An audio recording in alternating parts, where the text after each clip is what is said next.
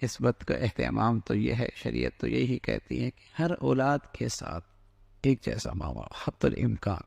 ایک دل میں طبعی کسی سے لگا ہوتا ہے، وہ ایک فطرتی بات ہے، لیکن ظاہری طور پہ سب کے ساتھ سلوک یکساں ہو. اس کی برکت یہ ہوتی ہے کہ بچوں میں پھر آپس میں حسد، کینہ اور ایک دوسرے کے لیے نفرت نہیں ہوتی، سب کا یکساں سلوک.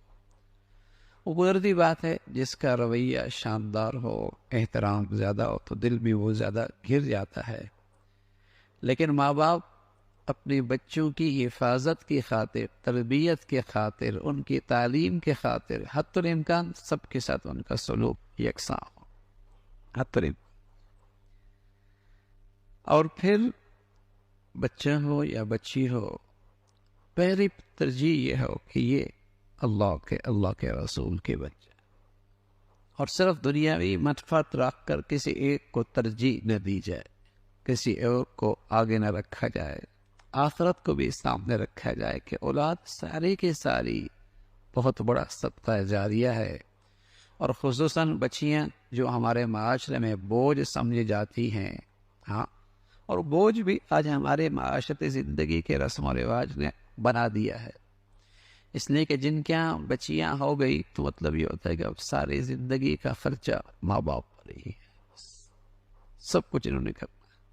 صرف یہ نہیں کہ بچی کو بھیج دیا، نا پھر اس کے بعد بھی سارے خرچے اسی گھر پر ہیں. یہ بھی ہماری معاشرتی کمزوریاں ہیں. حالانکہ شریعت نے اس معاملے میں ان پہ اتنا بوجھ نہیں رکھا، لیکن معاشرے نے، سوسائٹی نے اس میں رسم و رواج باندھ دیے اور اسے پاؤں کی جیسے کہیں کہ بیڑیاں بنا دی کہ اور ہمارے معاشرے میں یہ بچیاں بوجھ بننے لگیں. وہ تو ہمارے اپنا کیا کرایا ہے، ورنہ شریعت اس کی اجازت نہیں دیتی. جس کے گھر گئی ہے وہ ذمہ دار ہے، اور اس کی ذمہ داری ساری اس کے سپرد ہیں.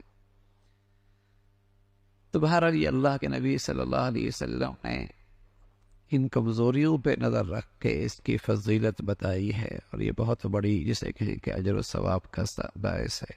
اللہ بھائی عمل کی توفیق نصیب فرمائے. اگر آپ کو ہماری ویڈیو اچھی لگی ہے تو ویڈیو کو لائک کریں، اور مزید اس طرح کی ویڈیوز دیکھنے کے لیے ہمارا چینل سبسکرائب کر لیں. ملتے ہیں نیکسٹ ویڈیو میں. اجازت دیجیے. اللہ حافظ.